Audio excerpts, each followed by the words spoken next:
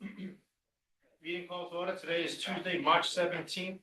It's now 6:05 p.m. Town Council in Town Council Chambers, 1170 Main Street. Happy St. Patrick's, everybody. Before we get started, I'd like to take a moment of silence. Former school committee chairman, vice chairman, What? Sorry, it's looking for me, obviously. Yeah, go ahead. former vice chairman of the school committee, Sean Murphy's father had passed away over the weekend. Also, former Speaker of the House, Billy Murphy's brother. So if we could just take a moment of silence.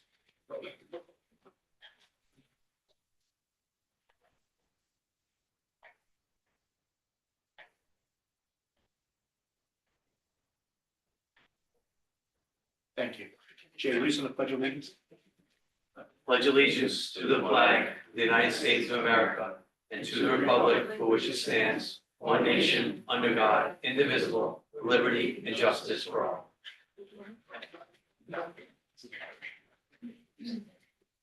Roll call, Councilman Dennison. Here. Councilman Lichardi. Here. Councilman Messier. Here. Council Vice President Williamson. Here, And Council President Goslin. Here. Quorum is declared. Presentation for the fiscal year 2025.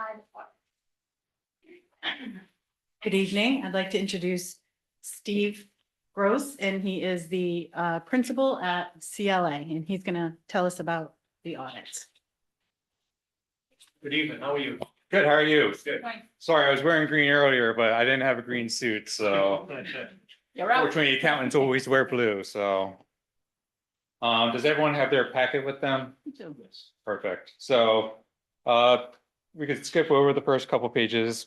Second one's just a legal disclaimer. Third one's the agenda, so I'm just gonna go over the scope of the engagement, reporting results, high-level financial highlights, required communication upon issuance, and then my contact information if you ever need that. First of all, I just want to thank both Kristen and Lisa. They've done a terrific job here at the town, and without their help, we wouldn't have been able to get this audit issued timely and filed with the Auditor General. So I just wanted to thank them before I started. So moving on. So on page 4 is the audit scope. So we're going to talk about the audit of the financial statements for the year ended June 30th, 2025, the single audit over federal grant awards. This will be completed prior to the March 31st deadline. The applicable financial reporting framework is GAAP. So this is U.S. generally accepted accounting principles. And the applicable accounting standards are both U.S. GAAP, which is generally accepted auditing standards, and GAAS, since you're a governmental entity, it's generally accepted governmental auditing standards. And then we also did a little bit under understanding and testing the internal controls for the purposes of determining time, nature, and the extent of the substantive audit procedures. And there's also a required communications to those charged with governance, which is the council. Moving on to page 5. So we do a risk-based audit approach. We don't do a forensic audit or anything. So we get a good understanding of your internal controls, your revenue recognition process, mainly your grants that come in, as well as your tax collections. We make sure that all your liabilities are complete and recorded on the financial statements. We also review your significant estimates. These are the pension and OPEB liabilities that are recorded on the financial statements government-wide, as well as the business type activities. And then new accounting standards. So there was one significant standard that was implemented by GASB this year that related to GASB 101, which is compensated absences. We reviewed that with the town and determined that the change would be immaterial to the town as a whole. So there was no changes reported for fiscal year 2025. So moving on to the reporting results on page 6, we expressed our opinion on the basic financial statements. And we issued a unmodified or clean opinion. This is the highest level opinion that you can get on your financial statements. For the generally accepted government auditing standards, which is GAAS, also known as Yellow Book, this is an internal control over financial reporting on compliance with laws, regulations, contracts, and grants. We had 2 findings related to that. One was related to the allocation of the MERS pension plan to wastewater, as well as the omission of 2025 MERS contributions in the fiscal year 2024 financial statements. both of these findings are relative to what is part of GASB 34 entries.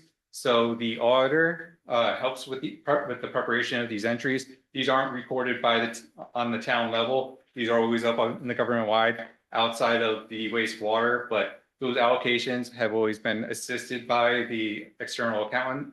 So we spoke to the predecessor auditors, and we were all in agreement that these balances should have been restated and adjusted for opening balances. And then the third report we issue is the uniform guidance, which is your single audit.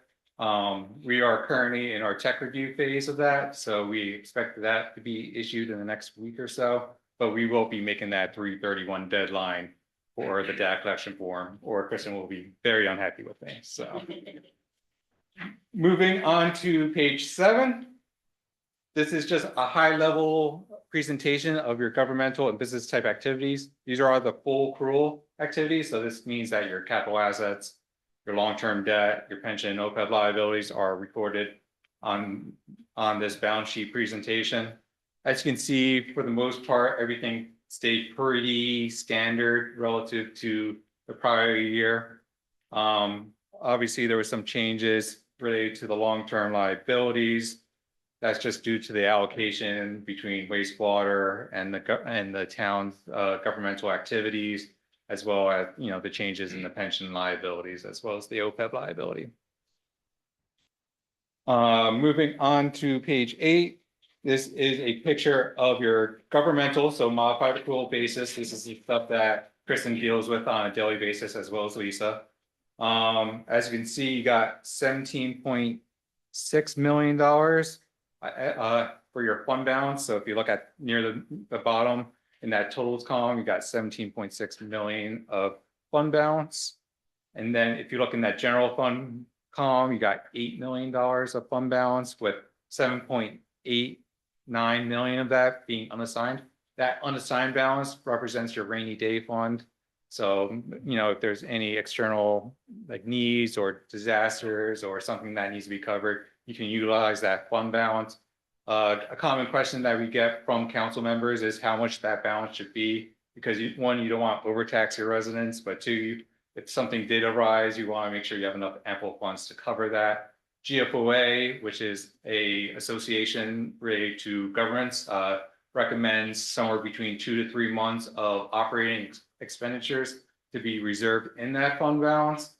The Auditor General recommends around 15 to 20% from the state of Rhode Island. So just to keep that in your mind. Moving on to page 9, this is just the P&L activity, essentially, your statement of revenues, expenditures, and changes in fund balance. As you can see, the general fund had a net change in fund balance after transfers to the school department of $594,000.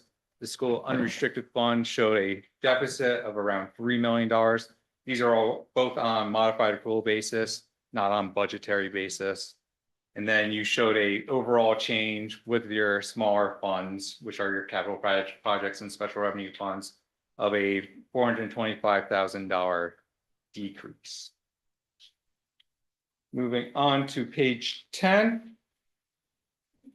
This is just your long-term debt activity. You had a $1.8 million bond issue related to the governmental activities, but that was coupled with the business type 471,000. That was one combined transaction, but it was split off between both governmental activities and the wastewater fund. Other than that, we had some debt service that was paid off. And then all the pension and OPEB liabilities, for the most part, increased, outside of a couple that decreased by $2.5 million. So the net change only went up around 1.5 million for governmental activities. And then for business type activities, it went up another $900,000 overall. Moving on to page 11. This is just a highlight of your budgetary for the town. So general fund revenues and other financing sources were over budget, which is generally a good thing. $3.1 million. This was driven by the property tax being over budget by 1 million, intergovernmental revenues being over budget by 1.2, And then your departmental and other was also over budget by $935,000. General fund expenditures were also over budget by $2.5 million.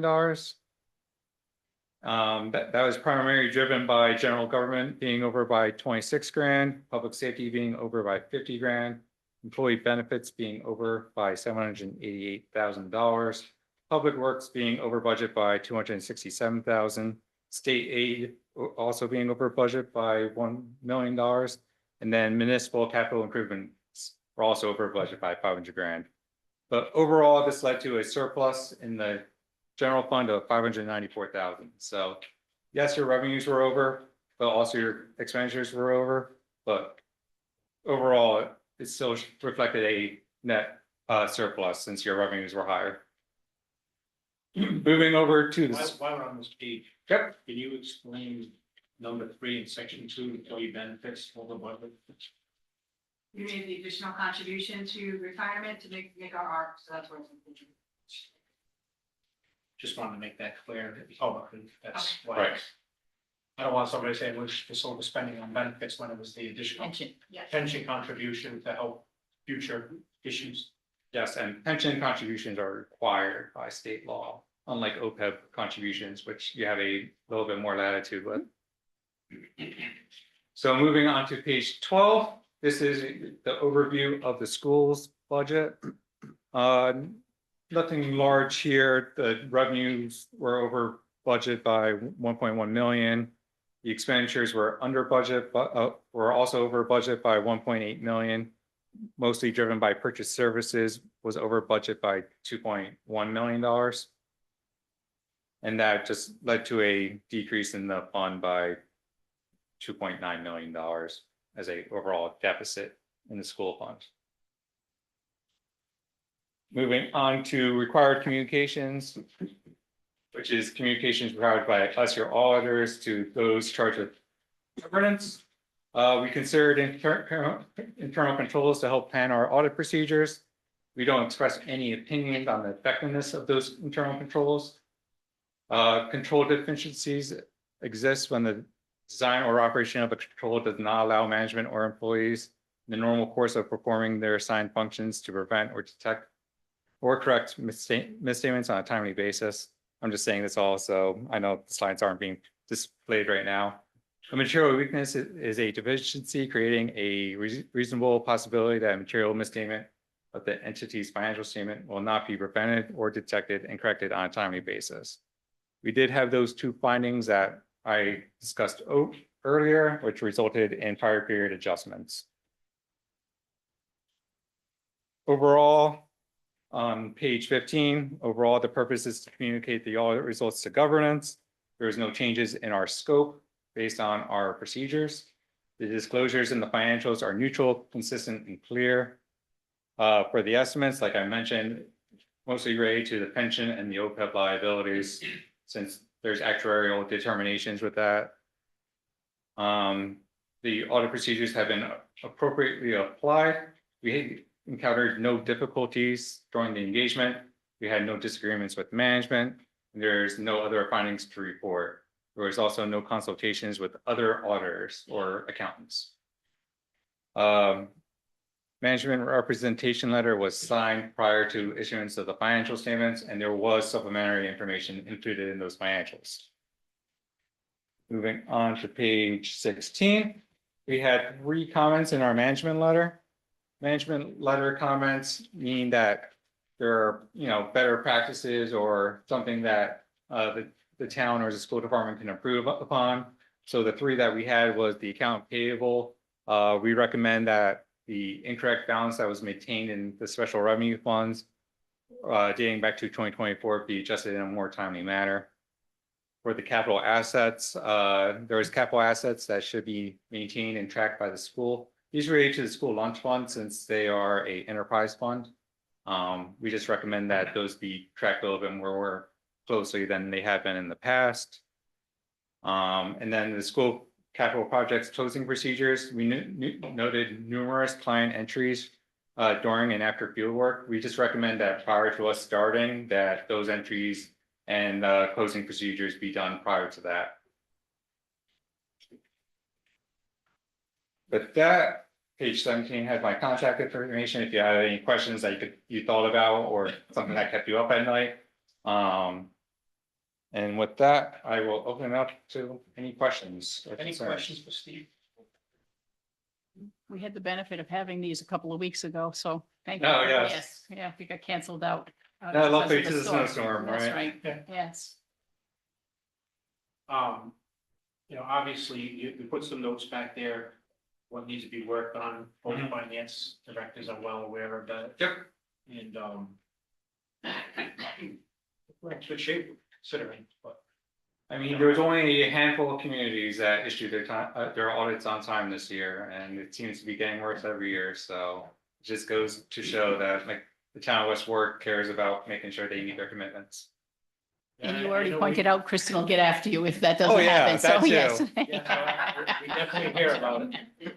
We hear about letters, if we received one, Yeah. please get it. She filled holds out. me accountable. Yeah. But at the same time, she makes sure she gets her stuff done as well, because it's both of us, it's just not her giving me information, it's making sure I get that information in a timely basis as well. Thank you. Thank you very much, yes. Thanks.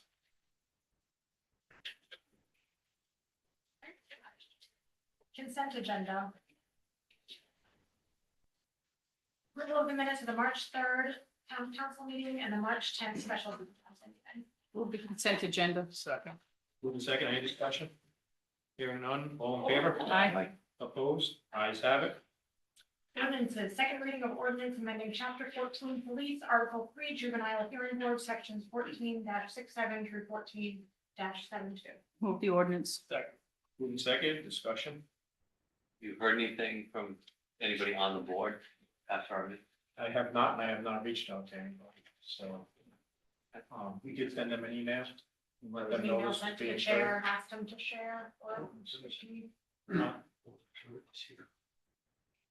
Mr. Ventura is here. There he is. I didn't see him back there. I know my conversations in the past with Mr. Ventura is, I'm not sure exactly how they feel, but I'll let him, he's the chairman of the board. If he wants to come up and tell us what he thinks of this ordinance, if he wants to, it's up to him.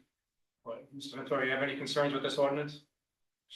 If you just want to come up to the mic. I just had no idea what was going on, so the newspaper. We weren't made aware of anything. Never had. Just come on up and, okay. Just state your name and address for the record. Paul Ventura, 46 Atwood. Been on the board for about 15 years now. I'm the chairperson. And I didn't know about anything till Jenny DeMasi brought the article in on the Times that there was some type of issue with the board. I don't know what the issue is. So to clarify. It's not an issue not with an the issue. board. Yes, Oh, thank you for okay. your service. So It's not an I- issue with the board. I No. spoke to you a couple of months back, told you we had two candidates Yeah, that came forward to the council. You gave me your recommendation. I know I shared that with the council.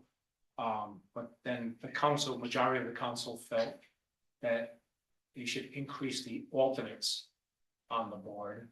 And I think I spoke last time that I'm not sure if the board wanted to expand the alternates but that's why we asked that, at least if we can inform you and members of the board what's going on, that you can determine or tell us if there's any issues with adding one more alternate to the board. well, we had, what's his name? The one that's the lawyer. Tom? No, female, Just for- Jess Rubery. Yeah. Right. She no longer came. Now, I was, we were talking at the last meeting that you couldn't have a lawyer as a member of the board. That's also. And that's part of. That's this part of this change to allow it. So you're saying Jess does not attend the meetings? She hasn't come the last few, and we haven't, with COVID, we kind of went by the wayside for a while. And it's been quiet since COVID. We've had very few kids, which is good. Either that, That is they're all good, going, yes, either that, they're all going to family court, which which is is the not so good. alternative if Yes. they Our repeat offenders. So I want to make it clear that there is not an issue with the board. The work you people do is wonderful. I Oh, mean, good, so thank you. that's not, the issue is that we had two qualified candidates voice a desire to be part of the juvenile hearing board. David made me aware of that. And the timing was such, it made us actually look at the ordinance. And one of the things we found out that an attorney as currently written was not allowed. So that caused a problem.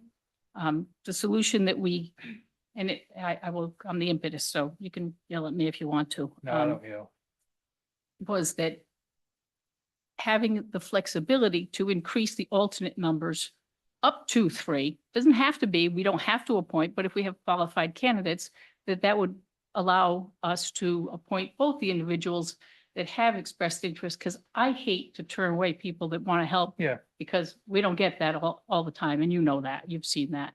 The juvenile hearing board's actually been quite stable over the years, so We've had the same, there's So- 4 of us that have, been there for quite some time, yeah. So the changes in this ordinance were brought about by the discussions that we've had over the last couple of months now, I think. And quite honestly, that's not fair to the people that have asked to participate either. So we felt we needed to move it along.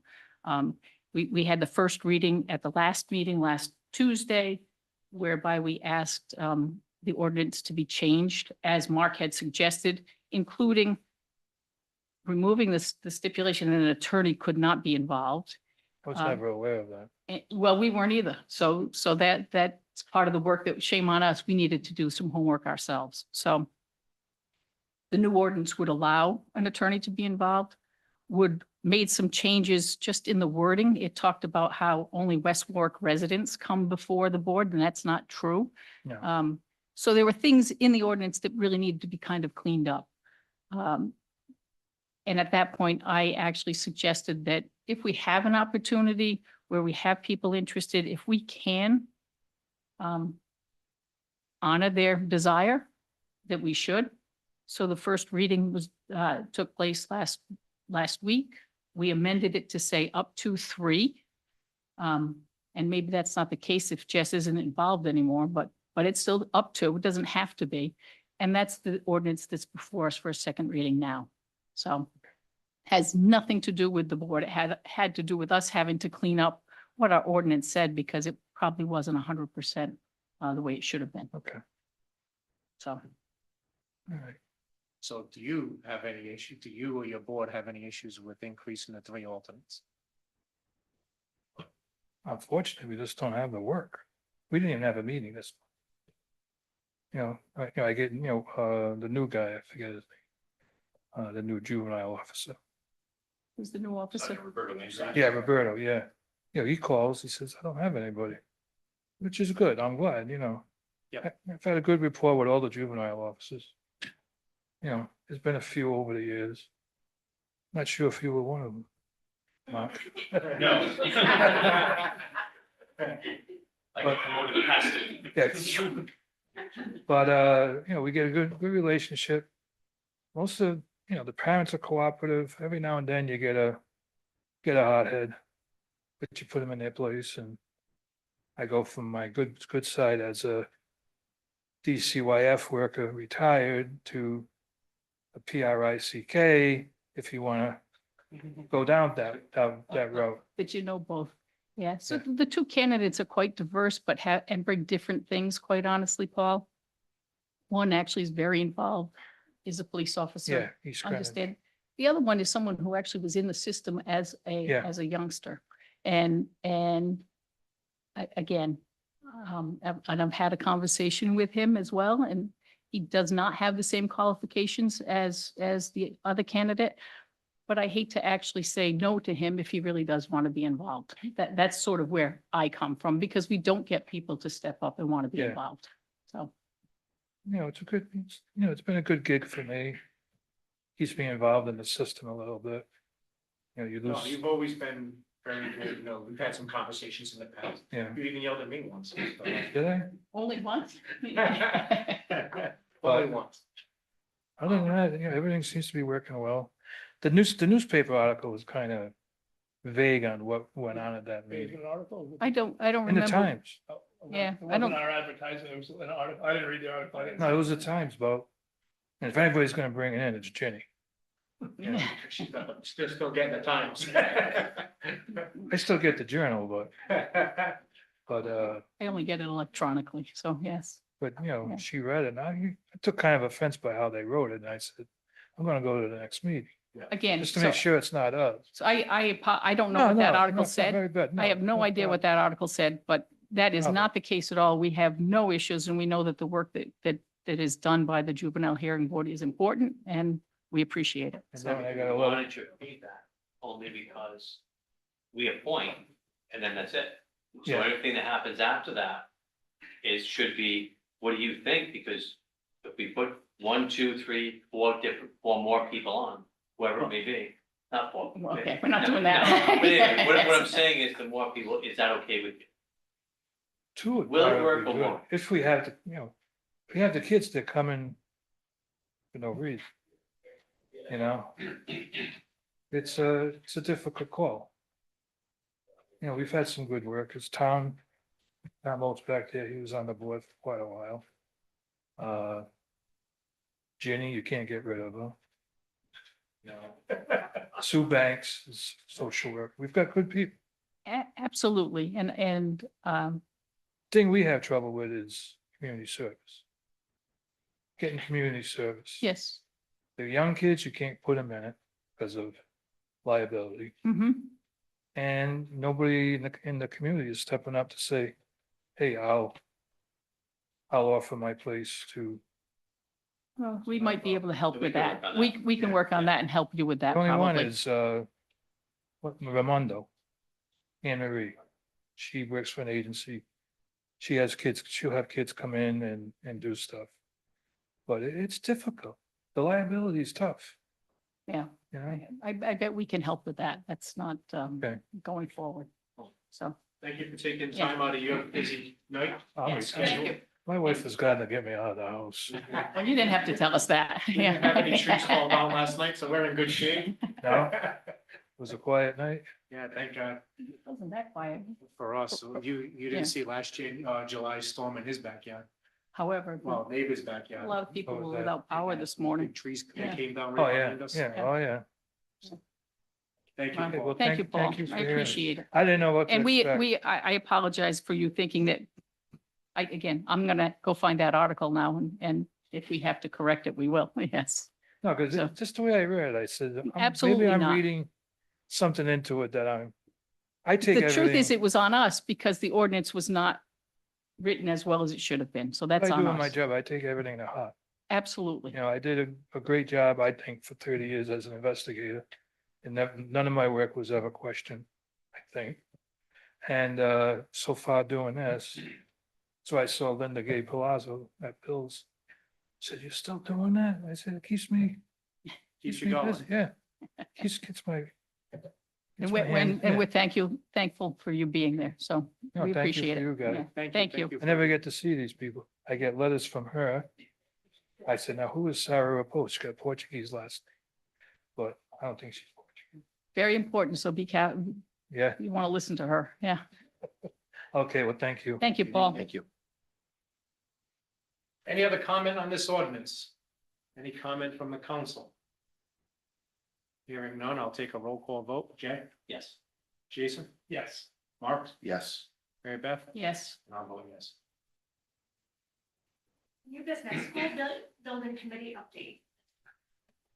Mark? Quickly, just for those that have missed it, we're still very deep in the design phase to get several projects, final design so we can go out to RFPs. But more importantly, we awarded quite a few positions over the last few weeks.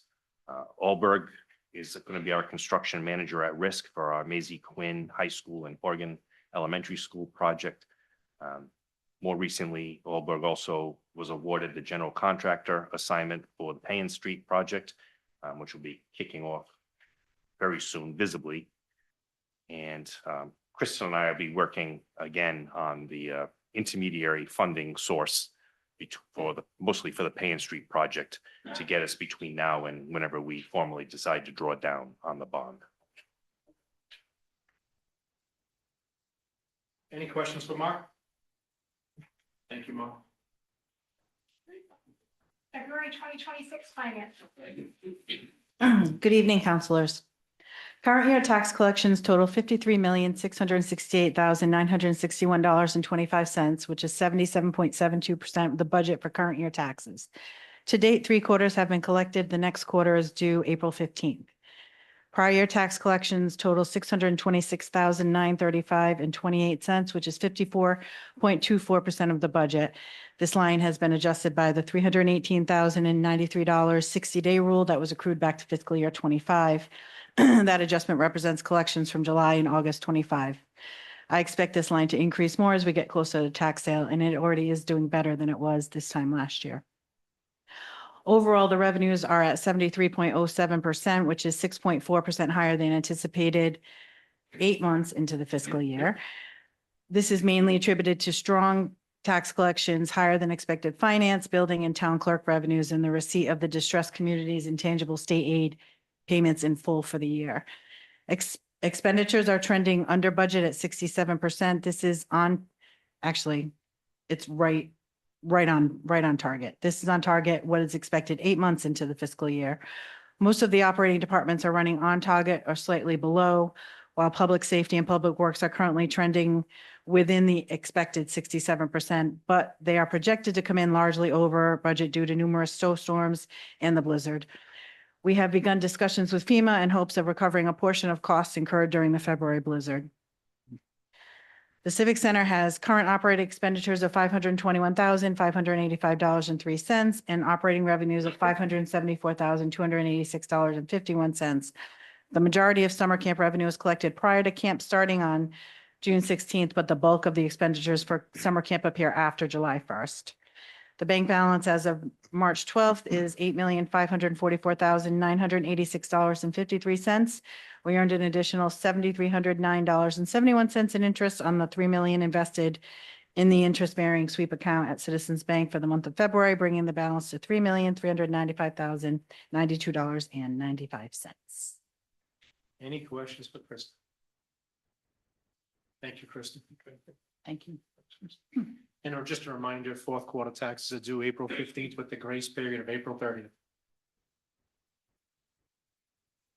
Request from the Tax Assessment Board of Review for tax abatement for the amount of $14,751.27. Move the request. Second.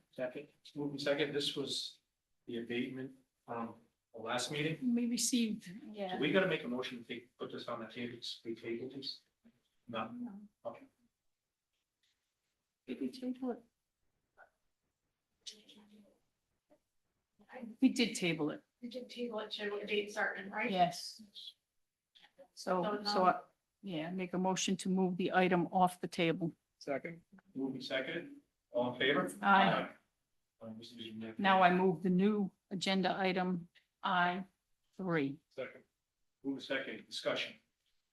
So if I'm not incorrect, the last time the amount was 31,751.27. It was, and Sal's here. He did send some backup. I think there was a math error, perhaps an assessed value or a change, but It yes. was a clerical, Yeah, like an extra digit got added yeah, in, Yep. make something that was 1,600, 16,000. That shouldn't have even been on it because that was past that in early in the year. Okay. So I put in a couple of more checks. I'm taking a little more, I'll be checking everything after it gets entered. And there's one more check after it passes here that it goes through to make sure that everything was done correctly. Can you verify miscellaneous items? multiple items. Multiple items? it Yeah. says? It did more than one lots on an account. So you might have an account that has 3 lots on it. Only 2 of them may be changed. So if you look at some of the detail that was passed, you'll see one of them that has 3 accounts, 2 of them are changed by a small amount, and one of them didn't change at all. The biggest change here is 88 West Warwick Right. Avenue. Right, and it, And there was Yeah. an appraisal associate, or you gave Yes, us an there was. appraisal, There was an appraisal done, and you went to the appraisal amount as the assessed value? yes, Yes, yes. okay. It, I reviewed it, the board reviewed it, it's their choice, what type of, to make an adjustment, if anything.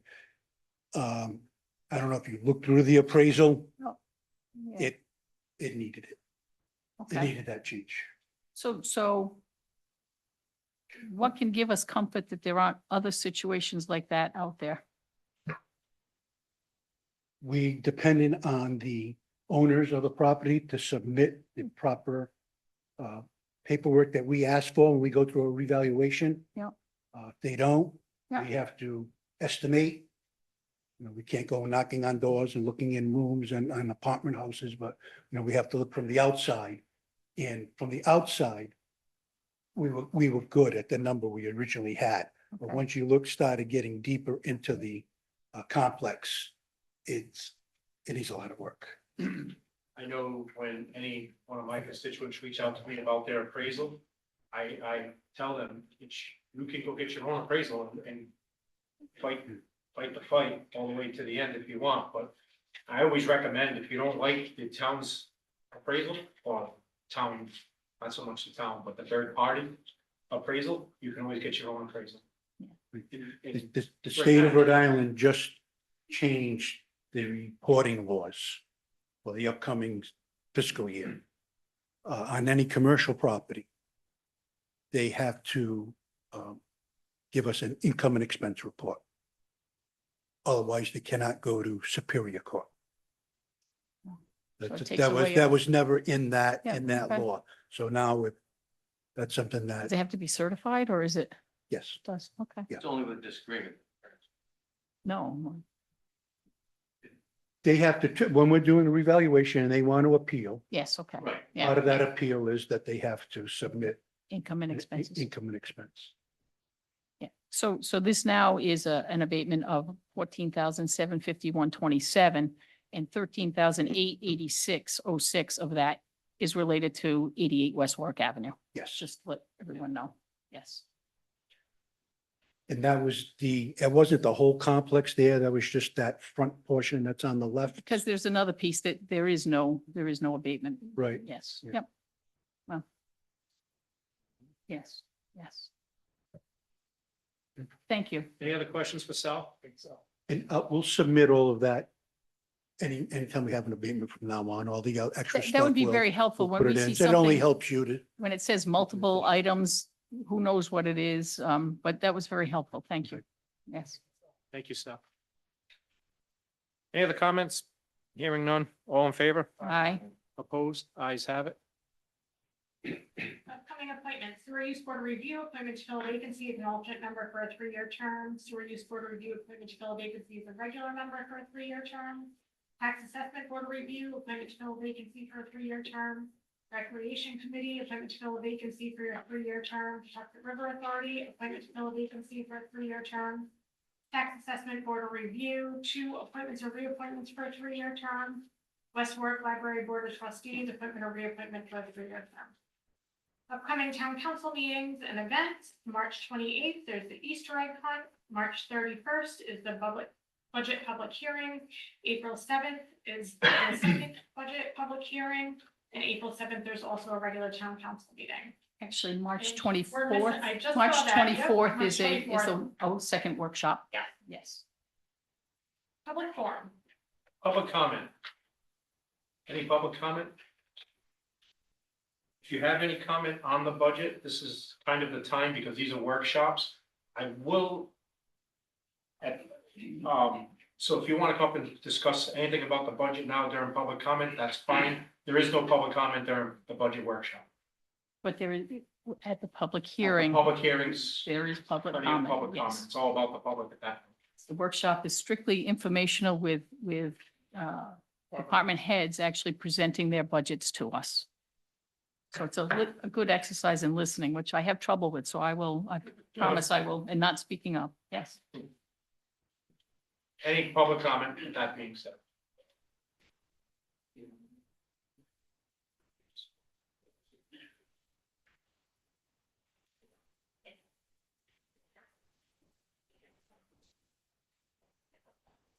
about 6 Colonial Way. Tom.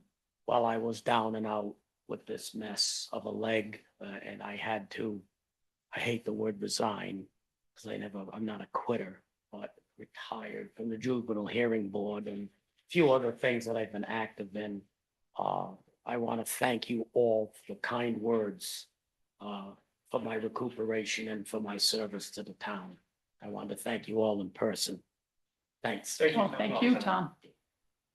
Any other public comment? Hearing none, We'll make a motion to. Second.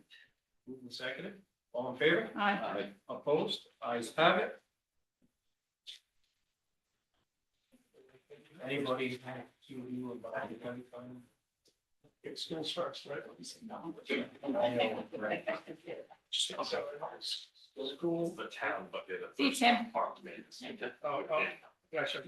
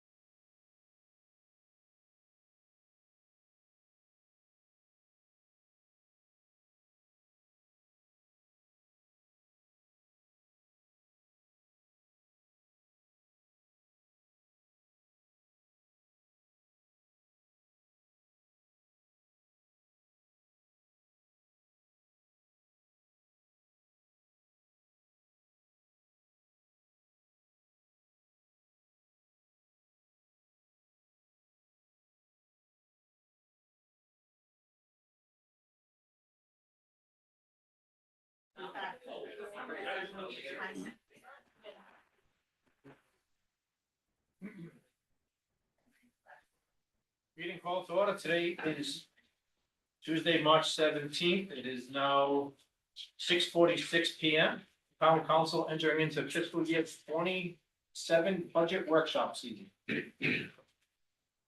Roll call, Councilman Dennison, Here. Councilman Lichardi, Here. Councilman Messier, Here. Council Vice President Williamson. Here. Council President Godson. Here. Forum is declared. Town manager overview of the budget process. Good evening. At the public workshops, the town council and the public start the process of reviewing and vetting the proposed FY 2027 budget as presented by the respective department heads and the town manager. We then hold 2 public hearings where the council will make adjustments to this proposal after considering public comments and welcome input. Our department heads continue to be considerate of the town's fiscal constraints and the fluctuating status of the economy while drafting requests that will support the continuation of the services expected by our community and provide for the upgrading of the infrastructure necessary to offer those services safely and more efficiently. Our finance director, Kristen Benoit, continues to keep us on a reasonable and conservative path. Our recent budget processes continue to be affected by the uncertainty of a finalized state budget and federal funding sources, the national economy, inflation fluctuations, and rising supply cost. How these all affect our fiscal year 27 revenue and expenditure planning will continue to be a work in progress. A few FY 27 budget key points. The total budget increase is proposed at a little more than $6.5 million. This is inclusive of $4.1 million in municipal expenses, $1.9 million for school state aid pass-through appropriation, and a request to increase the school department local appropriation by $500,000. The levy increase is proposed at 4.0% or slightly more than $2.8 million. An approximate tax rate increase is at 4.15%. This is expected to fluctuate slightly as the tangible returns come back in. Capital expenditure requests were eliminated in my proposal with the exception of a $33,000 placeholder for roadway improvement projects.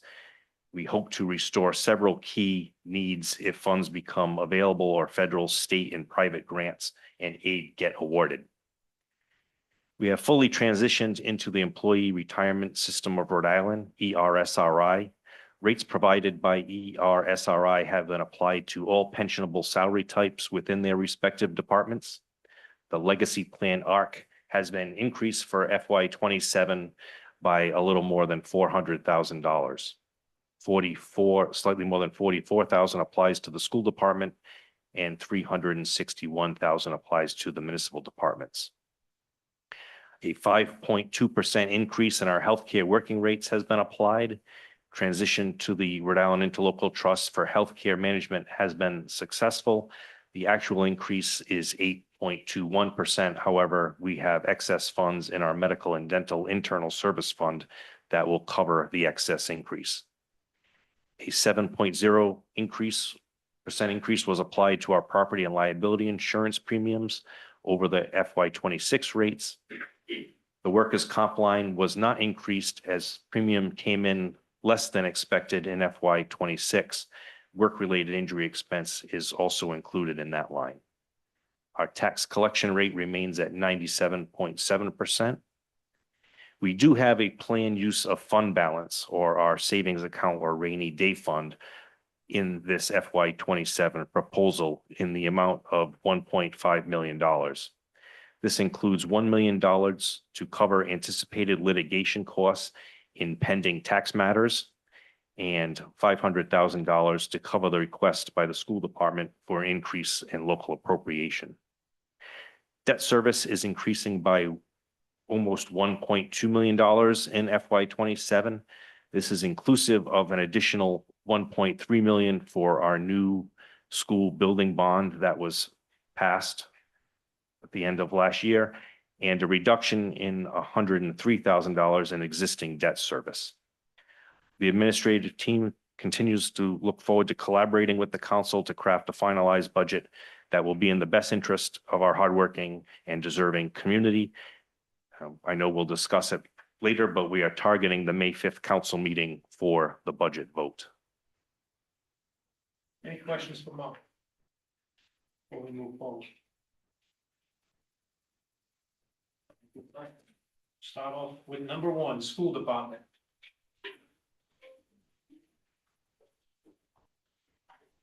Good evening. Good evening, everyone. Nice to see you.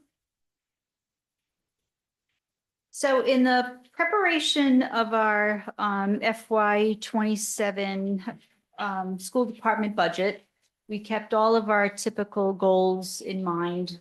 First always are the students and what they need to be educated and serviced. And a very close second, our commitment to the town to help in the fiscal stability and well-being of the town, as well as the school department. So the first couple of, Go ahead. I did, okay. That's okay, that's okay. The first couple of pages of your packet are just, you know, some pictures of the kids, and in your packet tonight, there's a lot of data that I know you've got a hefty agenda tonight, so we won't dive into all of the data. I'll just give you a quick overview of it. But between now and the next workshop and hearings, it gives you some things to dive into in terms of data. So Sarah, if we could skip to the enrollment page. Okay, thanks. So here's our graph that shows the enrollment. We've had a slight decrease this year of just under 200 kids. But overall, we've stayed pretty stable. And you'll see why in the next coming slides, why a slight decrease in student enrollment doesn't affect the budget in a positive way. What you'll see is that the students that are enrolling are our high need kids, our high cost special ed students, our high-cost multi-language learner students that require more servicing, which requires more staff, more materials, more curricula, et cetera. So we skip past the enrollment one. That slide just gives you the breakdown of grade level of students and the ethnicity and racial. Hold on. Sure. Yep. That is online today. That's okay. So if we could go back to that one, There okay. we go. Okay, so this slide just gives you on the left, the grade levels and the percentage of students at each grade level. And the chart on the right just gives us our race ethnicity breakdown, which stays pretty much the same in terms of breakout. Okay, this slide is representing what I just talked about. This is our graph that shows the increase in our multi-language learner kids. Students who English is not their first language. We're now considered a high instance district, which by the new RIDE regulations for MLL students requires a whole set of requirements. All of our teachers need to have, there's different degrees of certification and awareness of instruction, which requires a lot of professional development. So you'll see just since the 2020-2021 school year, we've gone up 100 students. So that's a significant and very quick increase. So even though our overall population, we've got a slight decrease, high cost students is gone up. As you'll see on the next slide, for our differently abled students, in other words, our students that have IEPs and require special ed services. Again, since 2021, you see the increase from 782 to 907 students. So a lot of what I'm going to talk about next, we talked a lot about every year, but really last year at this time, we really dove into the problems we have with some of our costs. And this slide talks about our costs for our differently abled students. Not only is our population of students going up, the cost for the OOD is out of district placements. So we see that there's an increase in numbers of kids and the tuition for number of kids goes up. And that tuition number is set by RIDE.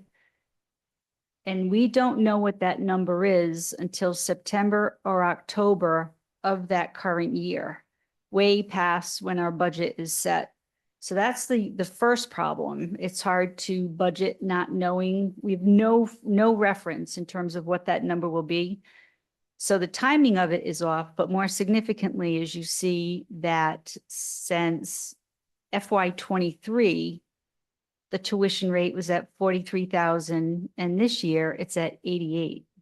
We have no say in what that number is going to be, and we don't know until the current year. So at this point, the district is paying $45,190 more per student than it did in FY23. Do they give you any justification as to what the increase is? That's a significant, I mean, just from 25 to 26, so you're going Right. to $15,000 per student. Correct. And it's every district. I mean, obviously, we're concerned about here, but it's every district across the state has the same problem. And they don't say why. No, Do they have to? no. It's a good deal. right? No, Good job, Tom. yeah. So then we go on to our charter and CTE enrollment. Again, we face the same problem with RIDE. They set the tuition rates. We don't get them until September or October of the current year. And again, the difference between FY23, where the students, general ed would be $15,734. This year, it's $18,601, and for students living in poverty, it goes up equally from 18,000 to 22,000. So the district is now paying $2,867 to $3,973 more per student than it did in 23 for students that are enrolled in charter schools or CTE programs outside of our district, which, as you know, they have the right to attend. we have the responsibility of additionally transporting them if they're within our transportation region. And that's something we've been, as a superintendent's association, has been working on with the state, is trying to redefine the regions to make it more fair. Again, the same problems we've had year after year. And the problem is it's compounding every year.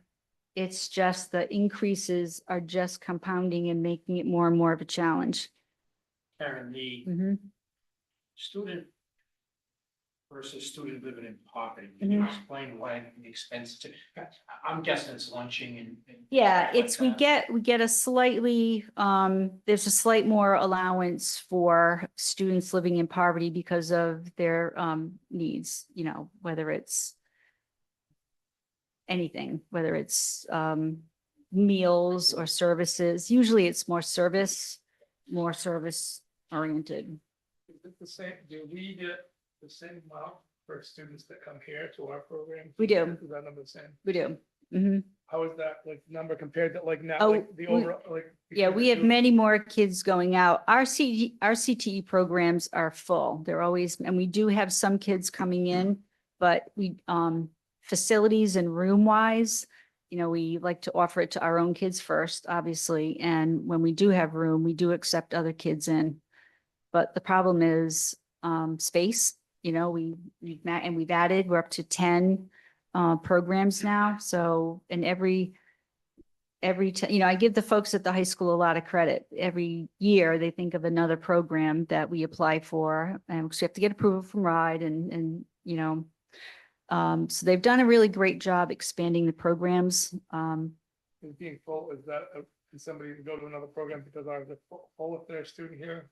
Yes, but we pay the tuition. No, that's Yeah, what I'm yeah. saying. Mhm.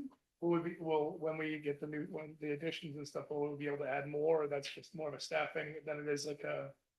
Well, it depends on what the program is, like the facilities and operation program, for instance, that needs its own dedicated workshop space. Like that's a high cost program because of, but there's a lot of programs where, you know, they're just typical classroom oriented or science classroom oriented. So we could use with the new science labs, you know, if there's some programs or pathways that would function in those spaces. So there is definitely opportunity to grow the programs. But I think they've done a really good job. Well, they have. Yeah. So, So if we added a criminal justice Mhm. to West Warwick, you know, we wouldn't be losing to Coventry. correct. Well, So I think you answered this and all of that, but if we have a program and it's not full, Mhm. the student cannot go to another district for the same program. No. That's another battle we're facing right now. Why would we Right. allow that? Well, we wouldn't, but We- RIDE says they can. So it's- I'm getting tired of the state saying, you I know, can't do this, you can't do that. I know, getting to it's the this point where battle just there, enough. we have to prove that our programs are substantially similar to a program in another district, which we can always do. And what's happened is every time RIDE finds one little difference, and that's where they say, well, sorry, they're not substantially similar because this piece is not exactly the same. So that's another challenge that statewide we're all having. So it's just another example of RIDE failing the communities, the municipalities, flat out failing us. They're leaning on the school choice and promoting charters, and that's a challenge we're up against. Is there a process by which we could appeal those decisions? Mhm. Yep, and we have, Yes, we never win. yeah, not yet, not yet. Yeah, So what does RIDE get out of all this? Do they get any finances out of this? Yeah, Um, exactly. 88,000 per. it's really, a lot of it has to do with, you know, what is the agenda of RIDE or the state at large, I guess. And it really centers around school choice. And this all started a few commissioners ago. You know, there's something about school choice. If a different program or school is more suited for a student, the problem is the funding system, the funding infrastructure doesn't support school choice. because this happens, you know, and the transportation piece happens. And when we talk about students in DCYF care and transportation, the funding mechanism around it just isn't working. So we've got people, you know, up at the state now testifying about different things we need to see changed, and but it's a constant battle.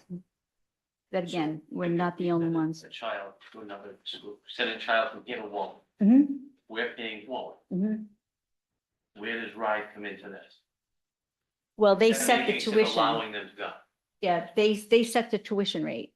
Okay, so Warwick would get that full tuition. Correct. Well, with the Warwick Career and Technical Center, as it's only a half a day program, we only spend half of the tuition because the kids stay here for half a day, which works out. That's been a great partnership for many years now. The kids stay here for half of the day for their academics, and then they go either the morning or the afternoon for their program, CTE program. But if a child went to Exeter or Bristol Mhm. or Portsmouth, Mhm. whatever that full amount is, they get We, the full amount. correct, So if somebody from Bristol came here, then we would get the full. correct, So all RIDE does is just set the rate. correct.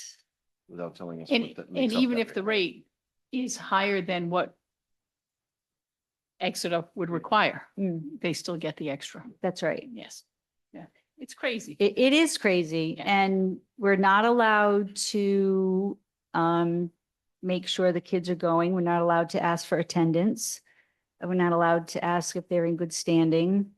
So once the kid signs up, gets accepted, we have to send the money.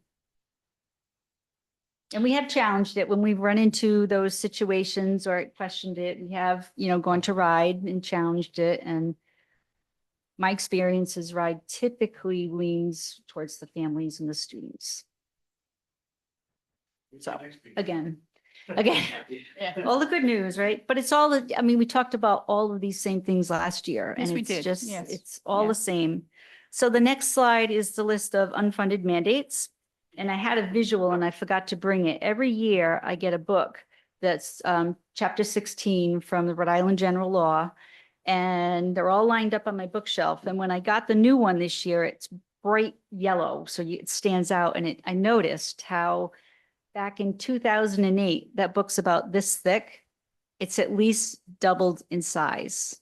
And that's everything, every Rhode Island general law relative to schools, and every single one of them has a budget impact. It's something mandated, whether it's curriculum purchase, staffing requirements. And I'm not saying it's all bad. I'm just making the point that it has a budget, and it costs money, and it's doubled at least in that many years. And those mandates typically don't come with funding. They don't, exactly. Yeah. Yeah, that's exactly right. So there's the list of all of the unfunded mandates. So the next slide gets into what our budget request for this year is. For FY '27, our overall budget is $79,667,753,000. And it represents a $2,565,585 dollar increase, or 2.3% over the FY '26 adopted budget. And as already mentioned by the town manager, it includes a request for an additional $500,000 in local contribution, or 1.47% increase over last year. So similar to the last few years, when we drafted our initial budget, we knew we couldn't move forward with that budget. So this year, our first draft equaled $82,998,144, or an increase of $5,141,213, or 6.6% increase over this year's budget, which we knew the town could not support, and it was not a reasonable request. So to get to our request presented tonight at $79 million, we've already made a reduction of $3,330,391 from our original draft. And the chart you see there indicates where we've already made cuts. Similar to the last few years, we do expect we'll have to issue some layoffs for both certified and classified staff, equaling $2,280,700. We decreased our budget for substitutes and class coverages by $350,000. We're always looking to bring special education students that are in out-of-district placements back into the district. So our projection for this year, with some kids that are on track and making progress and they can be serviced in district, is approximately $300,000. Again, the CTE and charter school tuitions, we're going to try to keep more kids in district and or try to get some kids to come into the district so we collect their tuition. Transportation, we cut by $150,000. And then there was another miscellaneous $50,000 of multiple different line items, taking a little bit from here, a little bit from there. And the next slide is our revenue projections. And, you know, our state aid number is always one of the other factors. We get an initial number, but then we don't get the final number till June, when the governor's budget is finally approved through the General Assembly. So right now, you see the breakdown there, and the town appropriation does include the additional request for $500,000. We made a change in our Medicaid reimbursement process. So typically we've included a projection of about $500,000, but this year we bumped that up to $850,000 because we've been able to gain more reimbursements through our process. And the next slide is our projected expenses. All listed out there. And again, we went through the budget and considering the anticipated layoffs and, medical and dental, that's usually all pretty standard. We went through every line item to see where we could make some adjustments. So our next steps, as always, we'll continue to review the budget, continue to look at any news we get from the governor's office or the state around our state aid.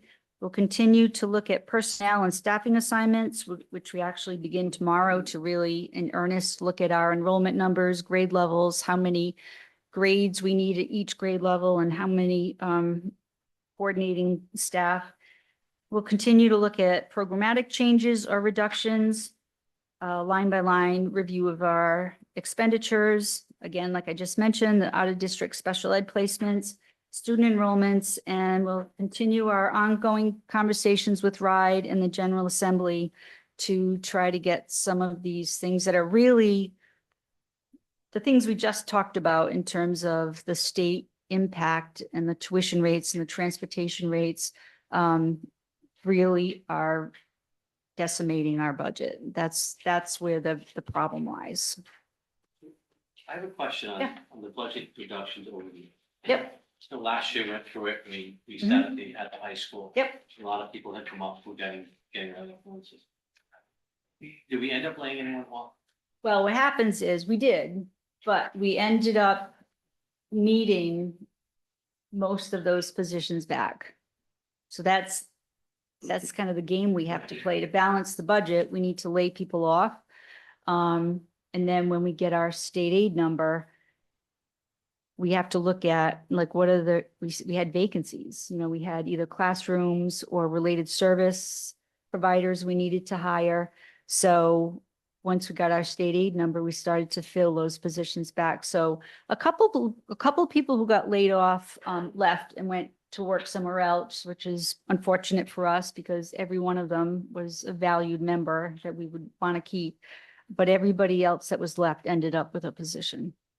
But it doesn't make sense when we need the people Right, to run the classrooms. right, And to be substitutes and help out with challenging situations. right. So if we're losing $2,280,000 Mhm, and we're giving 500 towards that, mhm. we're still in the negative as far as people go. So we're hoping, it's been our experience over the past several years that state aid, we end up with more. In a few years, it's been a lot more. I don't expect that this year. I'm hoping our state aid contributes to the need for our staffing.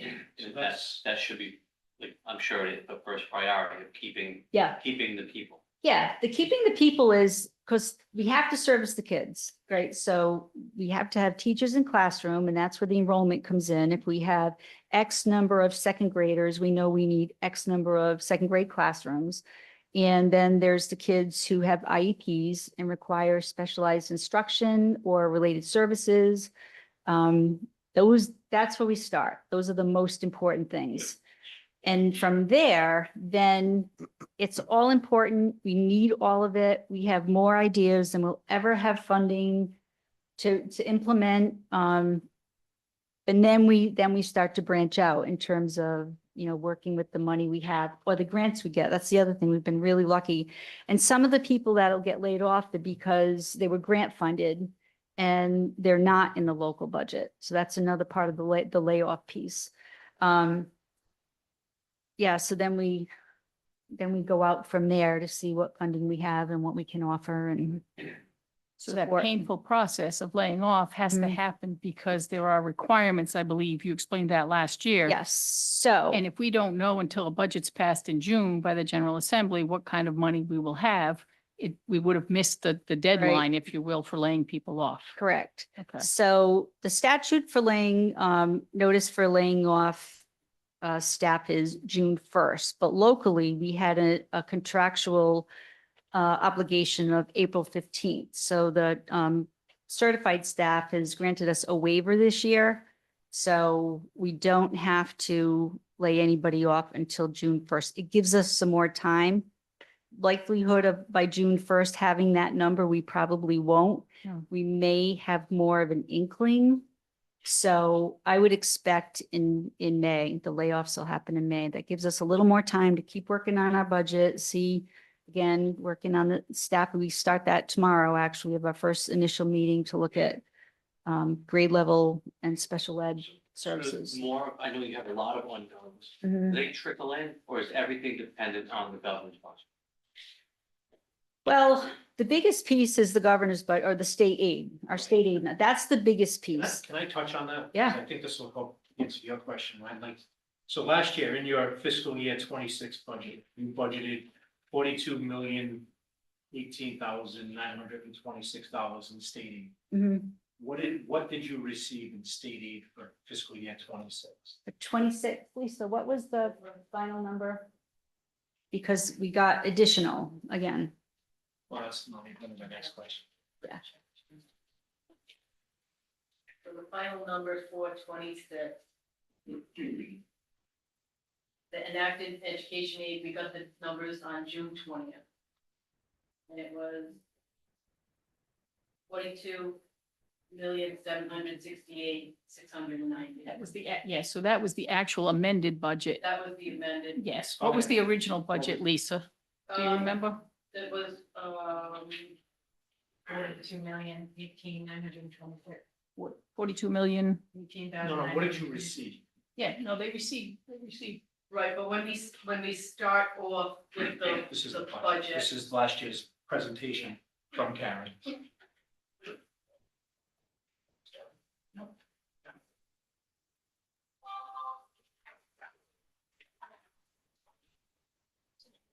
This is the actual budget. That's the actual number that they received. That's the actual number that you Yes. received. Correct. Which included that additional amount. Yes, that's In the June number. 42,768,690 Right. is the actual number in the budget, the Right. final And budget. you're expecting a $900,000 increase over last year? In your budget? A little more.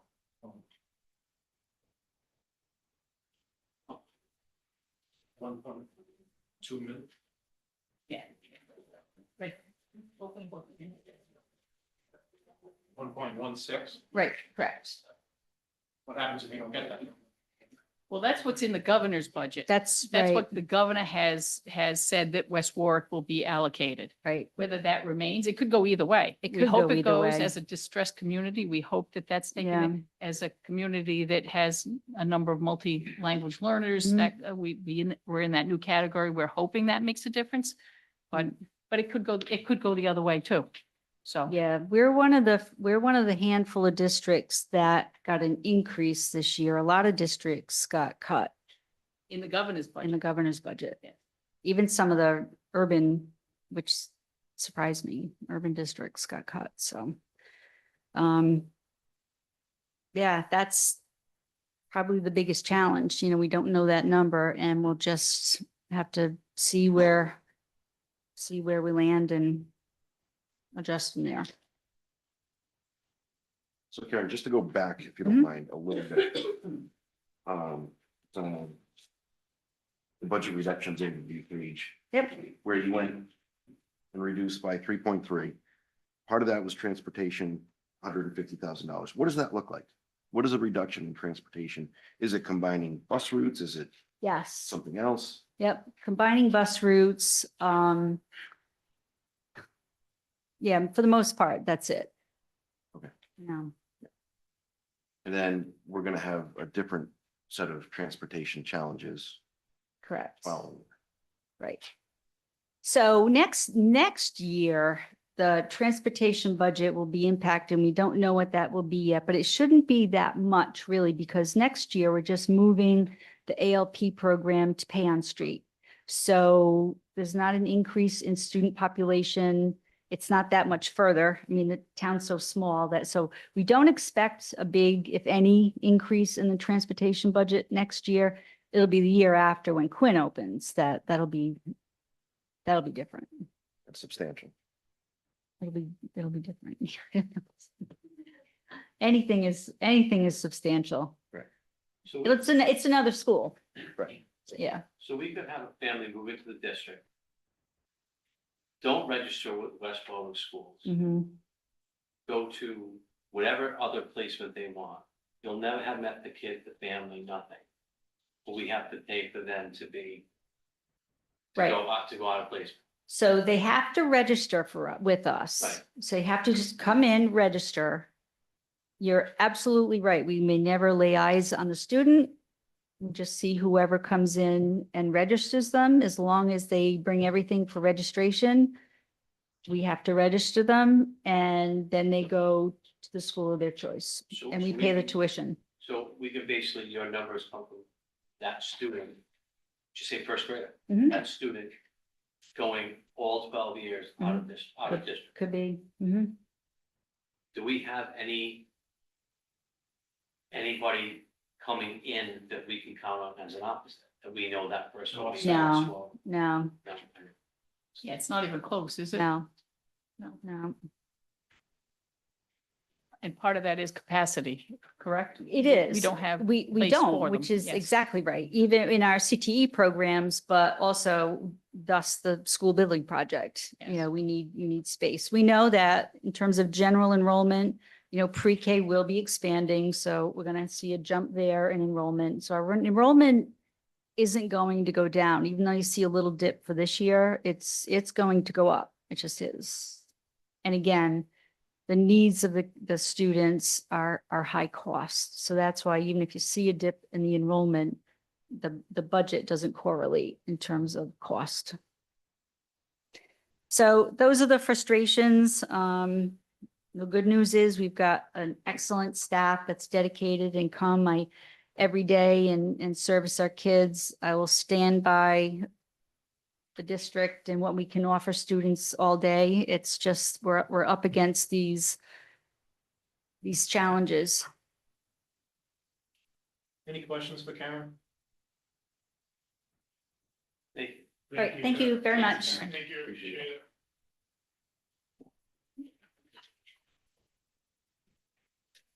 Building.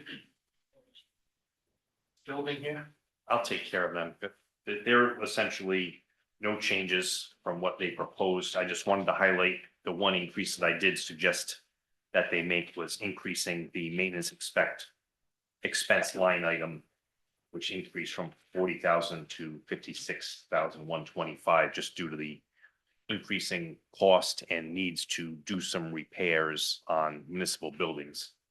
This one, the library, senior center. Question before we go. Are we going by the binder? Or are we going by So or packaging for that, items? what is in your hand with the holes in it is the manager proposed budget. That's just what we're operating. Yes. Yes. Thank you. Although I would encourage, obviously, department heads, I didn't tell them they have to present what I presented. That's what's Right. before you. However, if they want to share a portion of their budget that they disagree with me, I have no objection to them sharing And then we go back to mine. what they want to share. The first column is the department, Right, and then the second column is manager, so you have both right. yes. Okay, that's good.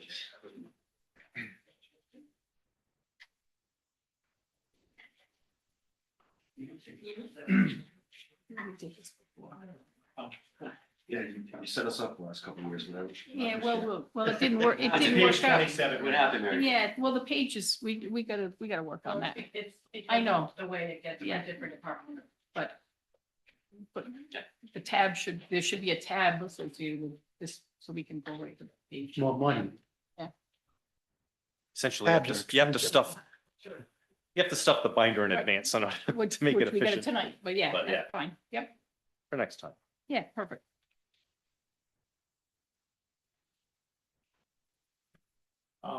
Just on the, I know our minimum housing inspector is going to 3 days a week. You reduced the work hours by 40%.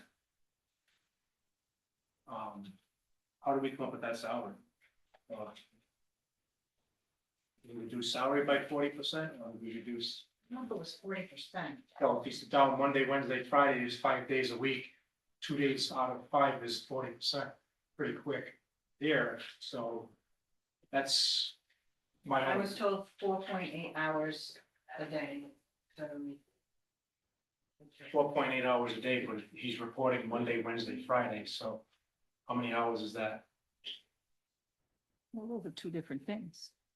If you 4 hours a day versus 3 days a week is not the same. 24 hours is 4.8 hours a day, and 7 times 3 is 21, so. Went by what I was told, his hours were reduced by, and to break it down on a 5-day week, because that's how the calculation runs in the person supplement. So just asking. This is the wrong town to have a part-time, housing inspector.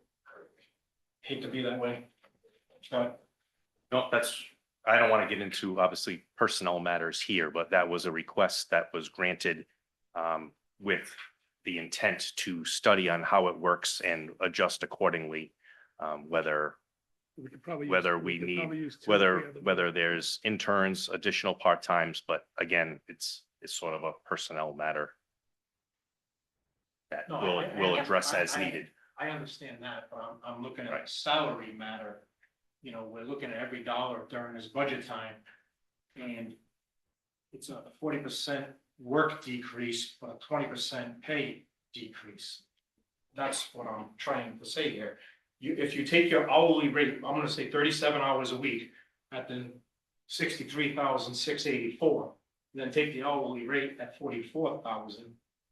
It's not adding up. For the amount of work that's being done, and again, if anything, we should keep this budget 63 and hire somebody for 2 other people, is what I'm saying. This is not a town we need minimum housing, without a doubt. So what would happen in the 2 days that the person is not here, the work is still coming in? How much of a buildup is that going to be after the first month? It's been going on. And who's gonna do it? Yeah, I mean, some things obviously get delayed until the person arrives back. Some get handled by the building official themselves if it's something that requires an immediate response. So in that case, building official who has his own job. Right. It's Very definitely a delicate balance. There's definitely a need here. We're an older town with a lot of places that need it. But again, this was a personnel matter that we tried to address in a timely manner. And if we need to change course, we'll propose it and present it. Will this be throughout this entire year of 3 days? Is that the plan? That's the request as of now, which obviously we can change based on, Which is why you see the reduction from 63.6 for this year budget to 44.9 for next year's budget. It's about a 30% decrease.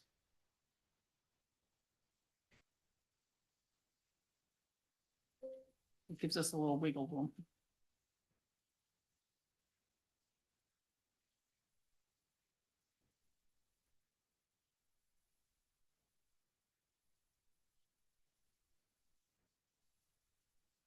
Any questions on the council?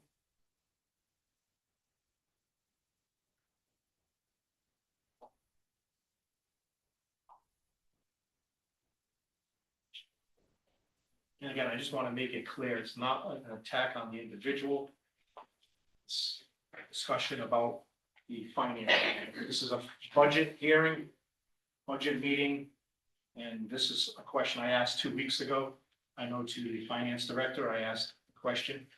And I'm just not sure who came up with that number with 3 days a week. I just asked that question. There it is in the budget. I waited for the town manager's budget before discussing.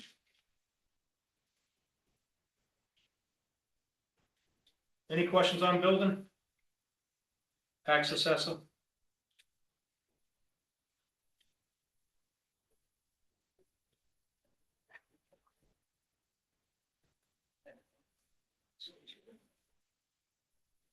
Page 19. I saw. The only Tax one. increase I had from last year is I wanted to add some revaluation money into my budget so we can start the reval in January. Not have to wait till June. Sorry, Sal, I wasn't paying no. attention. Can Okay. you start again? I'm sorry. My increase in the budget is I wanted to add some revaluation money into this fiscal year coming up. So that way it can start in January. Instead of waiting till the next fiscal year runs around and they only have 6 months to complete the revaluation. Gives them 6 extra months, more time to do it and do a better job at it. We also get reimbursed 80% of that number. So even though it's an increase of, I think, 75,000 over there, we're getting 50 What do we get something reimbursed by? from the state of Rhode Island. Okay. The distressed communities get 80% Okay. on statistical revaluations. Okay. And they don't care how long we spread it over, it doesn't matter? No. Okay. You just look at that contract number. 80%. So where does that, Right. if we're voting on the budget now, and voting on this increase, well, we vote on the budget, and this increase is part of it, and we get the reimbursement, where does the reimbursement go? Reimbursements budgeted as a revenue source in the general fund. Thank you. Not this year, but when the year that we're getting it. So we following, Yeah. okay. We had previous to Kristen and I coming in, they used to budget it starting July 1st. They used to start working in January and sending bills in and getting paid. So the money was never there, even though we were getting reimbursed for it. So there was all sorts of financial things going on, trying to cover the money when it was coming in and when it was going out. So I asked the question that usually asked every year, but I know the state has pretty much taken care of the tangible tax side of things with maxing it out, if I'm correct, or having a. There's a $50,000 value credit to each business that comes in that is frozen from the year that it started.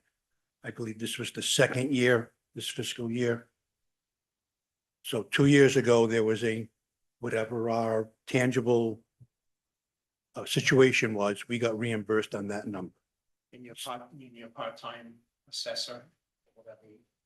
title. Most of the time we're spending is on the large ones that we have. The smaller ones, the mom and pop, we still have to account for them.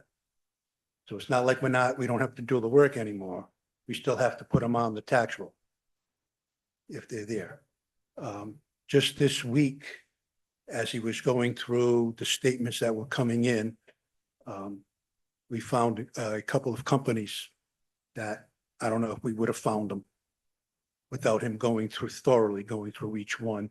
That's got to be bringing us in probably another $20,000 just on those two companies from him reviewing his sources. Thank you. Anybody have any questions for Sal? Thank you, Sal. Thank you. Stick around, right, for Board of Assessment Review. I might want to stick around. Right. I think one of the reasons why the actual numbers are lower than what they would be is because we've been without that third member for a few years. This year we just went through is usually the biggest year, the year right after the revaluation. That's like the sticker shock to everybody. We have 2 more years to go. I think anyone that had any questions about their assessments would have appealed this year. However, if something sells, someone new comes in. There's a lot of on the big number, the high valued properties, you get people like Ryan, an accounting firm. They're always sending out things to these companies saying, hey, if we can, hire us and if we can get your taxes lowered by X amount, whatever they want for that. So it's kind of like a fishing exercise for them. And they go out and do an appeal, but now with the new law we were talking about on income and expense, that kind of changes the way that they approach the appeal. My guess is it will change a great deal because they're going to have to pay because maybe a lot of them don't have certified financials, my guess. You're $1 million company, multi-million, Yeah. and you don't have one, then shame on you. Well, if you're a multi-million-dollar Yeah. company, you should, but it'll probably reduce the smaller. Yes. Any questions for Sal? Thank you, Sal. I think so. Planning, 7. page 7.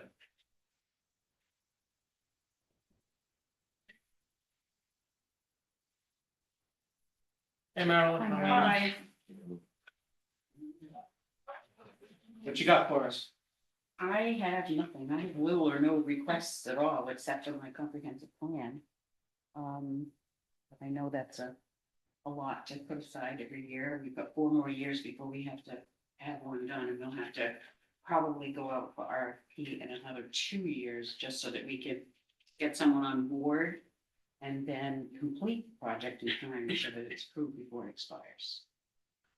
Can you remind me how much that might cost? And I know you can't tell me It was because close to 80,000 when I looked back in the billing for, Okay. was it 2020, I think it was. I had someone look it up for me. I think it was Ernie looked it up for me. It was close to 80,000. And I imagine it's gonna be a lot more, because the time period, it's 10 years later, so. and you'll notice that the manager did remove that from the budget. So I did Yes. notice that. She shared. Any questions for Marilyn? Thank you, Marilyn. Thank you, thank you. I can make a cut on a one-person group. Town engineer, page 25. This one we did not change.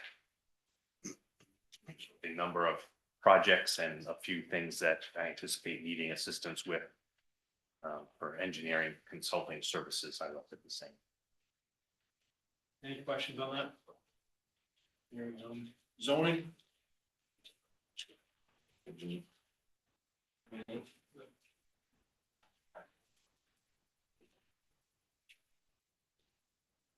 That's essentially the same too. Yes. Some tax changes and I have to write a note every time, but if anyone ever questions what professional services are, it's when they need transcription of their hearing.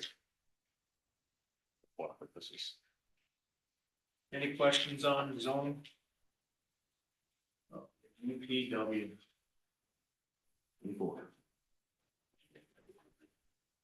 Oh, that's no budget.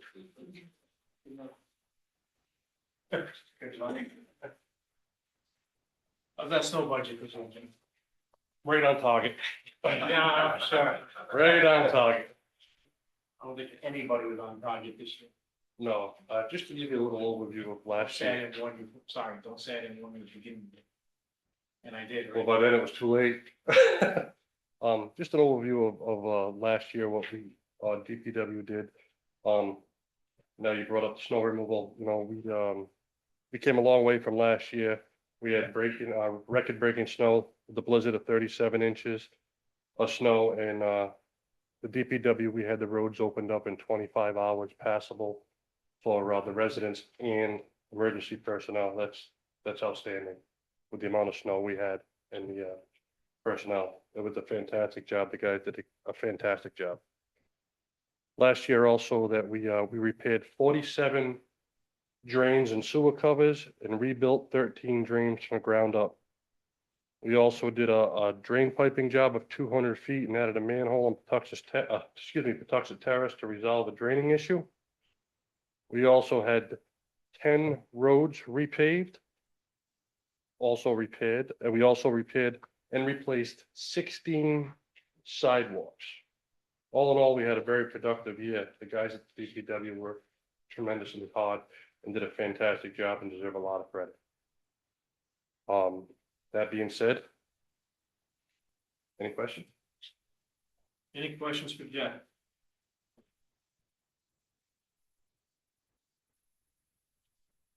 The only thing I'd like to say is I completely understand where we're at and I respect everything, but we're gonna have to start thinking about, in the future replacing I got some equipment that's 27, 28 years old. My loader, my sweeper, and it's gonna have to be replaced. We're getting to the point where our payloader, they're not making certain parts for it anymore, so. It was just for the future. It's still running fine right now, but just thinking ahead. Do we see anything on the horizon as far as grants? There's usually nothing, But but. I know that they're scarce, especially Yeah, in the municipality. I mean, Marilyn, she left. She has written a grant the last 3 years, if memory serves me correctly, for us to get our own clamshell truck so we can do our own basins. And they want to keep changing the regulations and making us do more, but they don't want to provide the equipment with the grants to do the job. And they don't give those away, obviously. So there's not many grants. There's obviously a ton of grants for Parks and Recreation, but not so much for DPW and equipment. Is there anything that we could tie recreation into DPW for certain projects or everyday use? Really the only one that comes to mind would be the bike path because that's shared by both. That's really the only one that comes to mind, and obviously that was just redone by the state. We were able to get the flail mower a few years ago, which is a big help out on the bike path. So there's not a lot we can contribute to both now. Jeff, real quick, looking Yep. at mechanics overtime actual this year, is that attributable to the storms? Storms and callbacks for different departments. Okay. The storms obviously played a big part in it this year, especially with the contractual agreements on things with the salaries. It seems like the last 2 years, all our storms have happened on Saturdays, Sundays, or holidays. So I understand the overtime line. I was just questioning the mechanics overtime, not Yeah. knowing if that was related to the storms or something else. It's like I said, it's also storm related and also callbacks for certain things.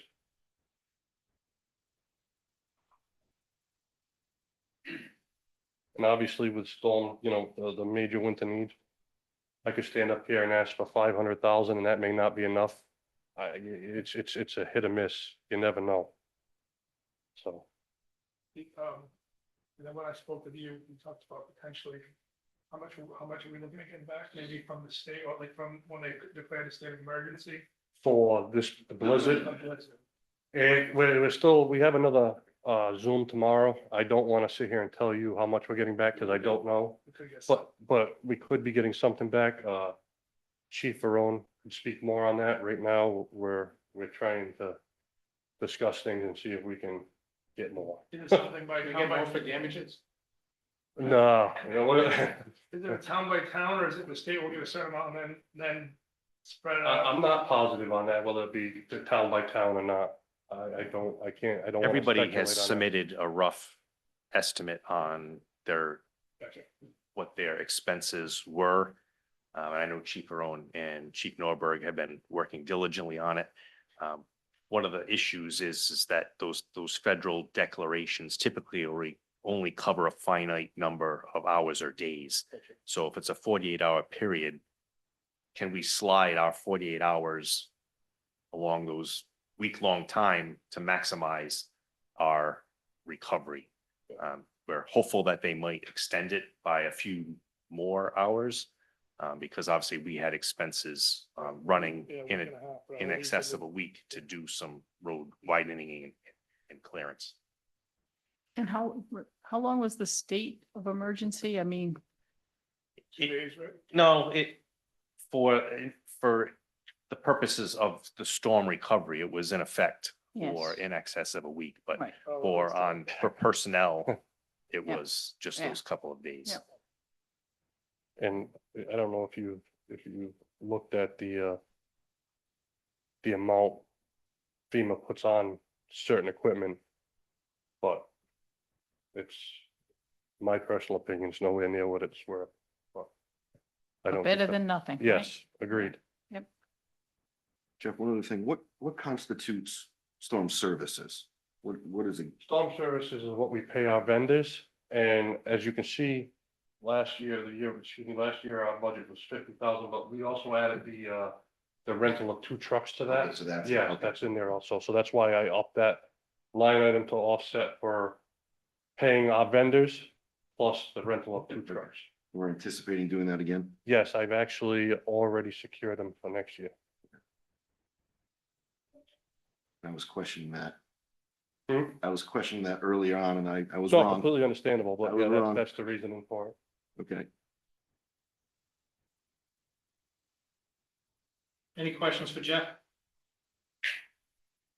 Stick around, Jeff. Awesome, Rick. 32. Parks and Recs this past year, we had one of our best years of revenue, by talking to the finance director. We brought in $40,750 this past year, which is fantastic compared to what we've done in the past. With us redoing the fields, we have people coming in from all over the place that want to play on our fields and they love them. And, it's been fantastic. So, the Parks and Recs guys have done a fantastic job of keeping the fields up. And I can't say enough about them either. With the playgrounds, the skate parks, everything, they've been doing a fantastic job, so. So we're budgeted with that with 15,000 expected to come in, correct?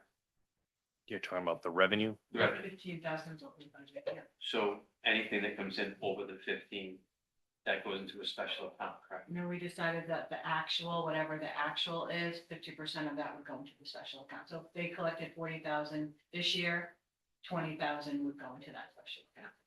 So is that an account that we carry on over the years that we get? In the special revenue. So Right, what- so obviously the goal in my mind is to address the needs that are visible to those that are paying it. For example, like just primary would be, if you needed redo restroom facilities or dugouts or the very visible stuff. So they get something back for what they're investing in. I know one of the capital requests was for whatever the terminology, infield. Yeah, it's a spreading, grooming machine. Grooming machine, that perhaps a portion of that can be used, since that affects what the majority of the folks are paying for. Any other questions for Jeff? What counts for the big jump in the general wages? I'm assuming that Kristen can speak on behalf of this, but it's contractual. I mean, are we bringing another person on or? Right now, I have 3 guys that I've had for better over a year now, and we are budgeted for 1 more guy, which we will be putting on in the next coming weeks. We took 1 guy away, last year. We had 5 total. Now we're down to 4. So you're looking for the 5? No. With the 4th person, we've had 3. We're looking to put that 4th person back on. Last year we adopted 229,000, now it's 297,000. So you're looking to add the person? Yeah, we're putting on, like I said, we have 3 guys right now. Is that what you budgeted last year? We budgeted 4, but we only had 3. So I was looking at, to So see if, his actual, his adopted budget was 229,960. Yep. With 4, and his adopted budget this year is 297 with 4, so. we only have. Kristen, you said what? 5. Yes, This personnel supplement, I have 3 names and then 2 vacants, and then the assistant director. yeah, so you can, We can remove one and then I'll bring another back to similar to what it was last and, year. and Mark, you can correct me if I'm wrong, we took the 5th person away, so we're down to 4. We're doing 4 people, we're doing. We're down to How many slots? a Parks and Rec supervisor and 3 crew people. That's on staff now. No. That would be on staff if we were fully staffed. Right now, we have 3. We have a park supervisor and 2 crew people. So last Right now. year's budget had 4, 1 supervisor, 3 crew members. They were working with only 3, 1 supervisor, 2 crew members. So we have position that we have. But for some reason, yes, but for some reason in this budget, yes.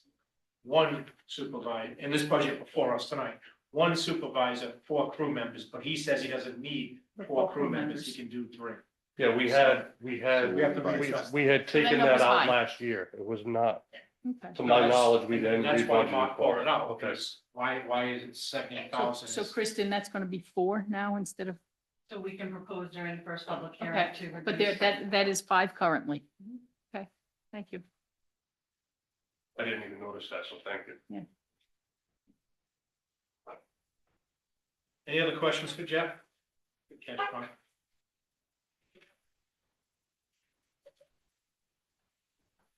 Thank you, Jeff.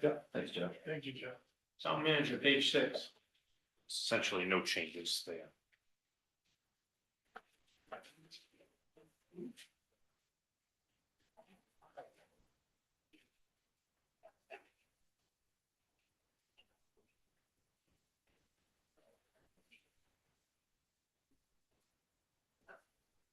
Any questions on the town managers?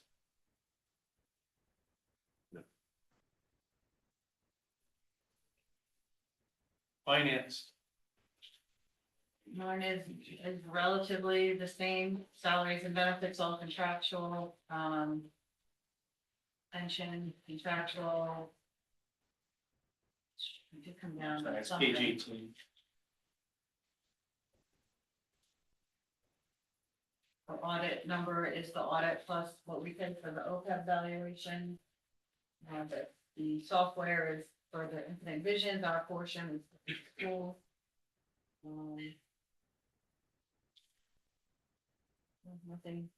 Nothing really changed. I did go down a little bit on supplies and expenses.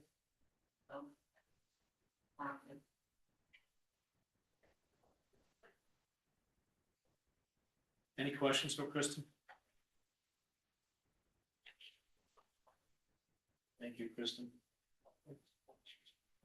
General government.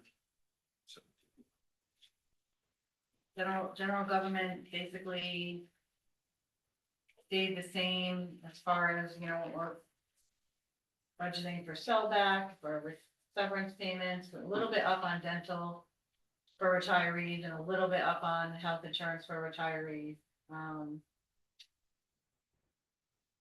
Workers' compensation, I'm leaving level because our premium came in much less last year than I expected, so even if it goes up a little, we'll be able to cover it. The work-related injuries in that number as well. General liability insurance, I believe I just went up 7%. We don't get those numbers till like May.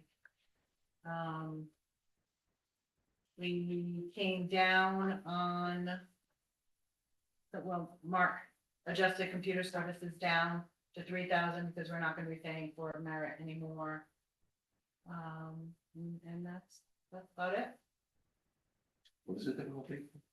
Merit, the IT consultant. Managed services. Managed services, yeah. Times desktops and laptops. The one thing that wasn't changed in here, we do have a request from the Patuxent River Authority to increase their annual stipend, I think from 7,000 to 8,500. And we think the interpretation of the state law is that if any of the participating communities increase it, we're mandated to increase it. But as far as I know, nobody has voted to that effect, but that change, that proposed change wasn't included in my proposal. This was printed before How much is, Did you send me a request check? 'Cause I haven't. I got a letter. seen it. for 8,500. Actually, by rule, send it to me first. Also. This one's addressed to Kristen. I don't know if they're. So letting, do we pay them July? So we pay them for July 1st for the following year? They're or do supposed we- to send a request, like an official request. Once it's approved, the budget's approved, and went into the next fiscal year, they're supposed to send them an invoice, a letter officially requesting the payment, and then we pay. So they get paid for the upcoming year versus the prior year? Right, so the request that they're putting in now would be for July 1st. Okay. Any questions? Hearing none. Housing board? It should be cut and dried. 30. That should be this change there, right? It's just. it's no change from this year's. 4,500. Discuss it. Revenue? Revenues, we have, obviously, the current tax collection is a plug. After everything is said and done, all the other revenue sources, that's what balances the budget. Holding steady on prior year taxes, because I think that's become an appropriate number. State aid is what's in the governor's budget. We have tweaked, investment income, we went up a little bit. We're still locking in between 3.8% and 4% on most CDs, so I was pretty comfortable with that. We went up a little bit on town clerk and building because they are performing well, but it is a function of the economy and you don't want to go too crazy.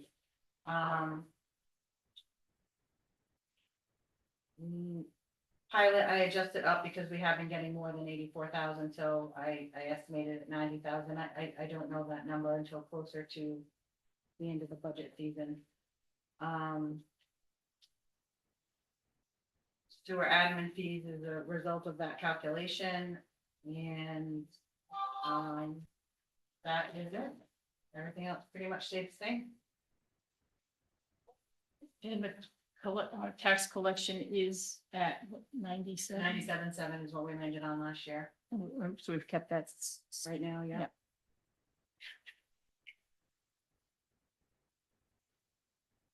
Any questions for Crystal?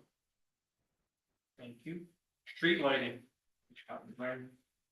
Stay the same, that's just maintenance of our street lights, or if we feel the need to add one.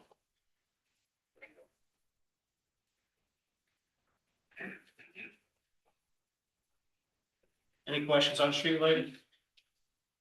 Like, was there gonna be some sort of expense in the Juniper neighborhood that we were looking to manage for? We have two neighborhoods with underground electricity. Tanglewood Hill and Juniper. Tanglewood's a little bit older. There's definitely a need to replace those poles sooner than later. And then Juniper shortly thereafter. Finding the funding source to do it has been a challenge.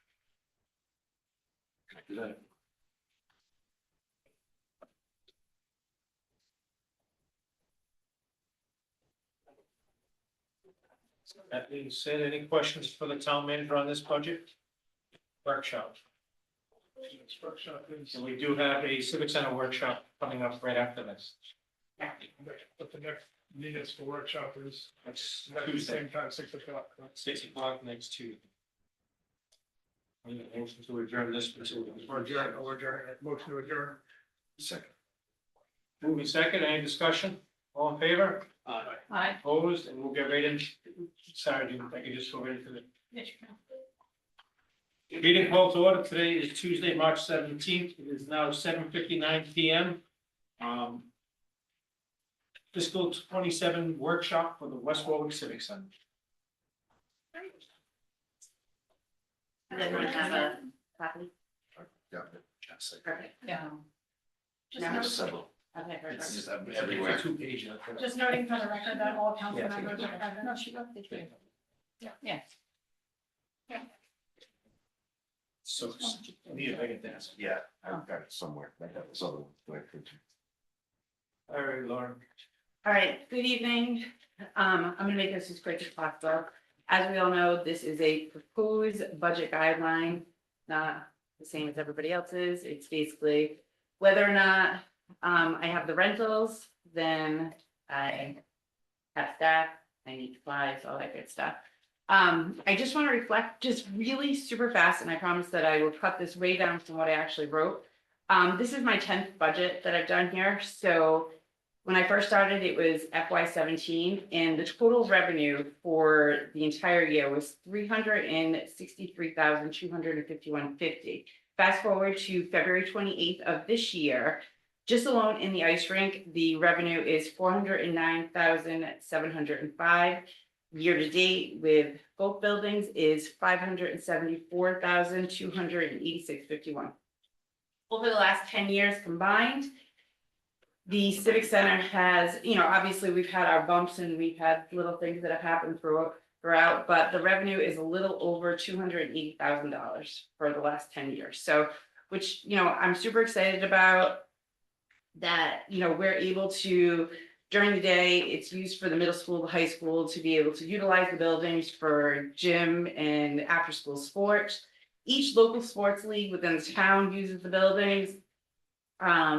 We have a fabulous summer program that is extremely affordable for the parents of the community. We host the tax sale, the warming shelter, craft fairs, basketball tournaments, reptile shows, blood drives. We just had the state wrestling tournament, which was a huge success, which was really, really great. We do card shows, we do quilt shows, Lego shows. I mean, I could keep going on and on and on. But I'm able to do all of this because we have such a wonderful staff at West Warwick. All the directors, everyone, no matter what they have going on, and they're always willing to lend a helping hand in any way they can, especially when I lead with, I have an idea.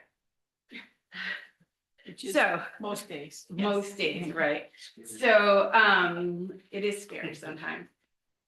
I really the Civic Center is a gem that we're so lucky to have. I mean, I can't tell you how many schools just call me and, they want to get in, but unfortunately, West Warwick comes first, and I just don't have the space within it to allow everybody to come in. Overall, this guideline pretty much stays exactly the same as it has over the year. My wages have increased, but that's because the government keeps saying that we have to give raises. So, I do have a lot of part-timers. They are at minimum wage, and we just have to keep increasing, but we also have to increase the people that have stayed with me throughout the years when we're doing that, just because that's the fair thing to do. My goal is to keep booking time as much as I possibly can so that we can continue to bring a variety of events into the town so that it can be beneficial for everyone that lives within the town. So if you have any questions for me, feel free. Pretty much, it's all simple, laid out for you. Nothing has overly increased. We have the new compressor, which seems to be working great. And we will be open during the summer. Any questions for Lori? You're buying more revenue, right? That's right. Similar to what I asked Jeff, I noticed there was an increase in what we adopted for general wages in 2026 Yes. versus, is that having to do with the secretary position that's unfilled? Is that a new position? Yep, that's always there. Okay, I just don't fill it. okay, Maybe someday I will. I had an experience at one point, okay. How long have It you been cost without me, the secretary? quite a few years, but I mean, it literally cost me probably an extra 10 to 15 hours a week working. So. And I'm a salary, so that's thanks for me. She still fits it under 37 hours. It's pretty good. So that discrepancy then, or I should So say, that the is increase, not a basically- discrepancy, an Yeah. increase. So that is, so everyone that worked for me got a $1 raise January 1st. Everyone that works for me will get another $1 raise Oh, there you go. I just can't. January 1st again. Yeah. So What is minimum now? 17. Pretty good, huh? I just hung those boards up today, matter of fact. Yeah, so, you know, I mean, that's, So it's minute 17 right now, yeah, It'll 16 right now. it'll be 17. January 1st. So I'm not advocating for you to work extra hours. I'm not. I know, You've been going years without a position. I know. I'm kind of a control freak though. Wouldn't I know, that- It's terrible. You're suggesting it doesn't need to be there? Right. I mean, at the end of the day, if it's filled or it's not filled, it really doesn't make an overall difference, because then I may have someone else come in, maybe to like clean under the bleachers, so it just kind of washes itself out. Because people like to put garbage under the bleachers a lot. I don't understand it. I mean, one of my workers would like to ban coffee from there. Because every time they throw it in the dumpster, the bag explode and coffee. Last question, Yeah, advertising income. yeah, I know. What constitutes the 25,000? That would be me having, getting out there and you know, I do try on occasion, but the compressor issues, people have changed drastically when they come to sporting events. They don't know how to behave themselves. I have to do a lot of extra paperwork that I don't really like to do because they can't behave themselves. I'm hoping that eventually, I mean, my goal this year is to put big signs up in both buildings of proper rules to behave while you're here watching your children who are not going to become NBA stars and NHL stars.